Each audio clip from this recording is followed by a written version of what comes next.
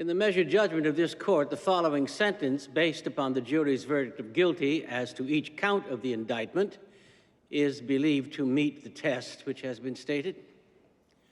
Pursuant to the verdict of guilty as to all counts, the defendant is committed to the custody of the Attorney General of the United States for imprisonment in a federal institution to be selected by him for a period of 30 years. Marshals, you may take the defendant into custody. No electrocution? No. Why aren't we hanging him? In the name of God, why aren't we hanging him? Sit down. He's a spy! He's killing us with his lies!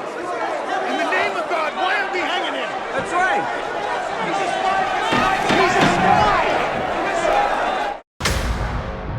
Welcome to Kermode Uncut. There's a new Steven Spielberg movie, The Bridge of Spies, which is getting really rave reviews and a lot of awards consideration. The film stars Tom Hanks, and both Tom Hanks and Steven Spielberg are coming on the Radio 5 live show that I do with Simon Mayer. We've already recorded the interview. However, the fascinating thing about Bridge of Spies is that arguably the real star of the movie is Mark Rylance, best known as a great British stage actor.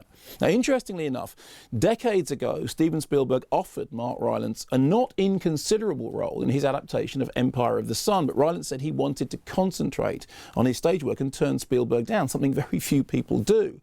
But of course, since then he has been in movies like Intimacy and The Other Berlin Girl, and of course The Gunman, and many people will know him from his role in Wolf Hall. However, there is a film in Mark Rylance's CV which may have bypassed you, which I want to flag up just as Bridge of Spies is coming out, because for my money, it's the very best work he's ever done on screen.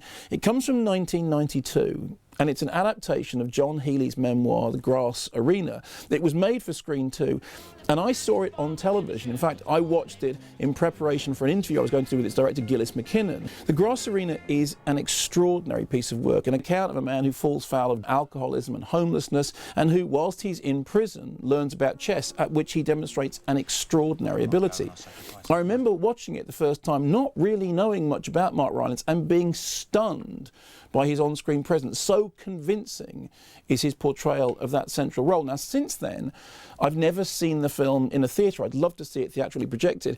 And I've just had a look around to see if it's available on DVD or video, and I can't easily find it. However, here's my advice. Go see Bridge of Spies. It's a really terrific film. But check out The Grass Arena in advance for evidence of just how brilliant Mark Rylance really is on screen. It's like, before I used to make a move and then I'd think about it. but now I think and then I move.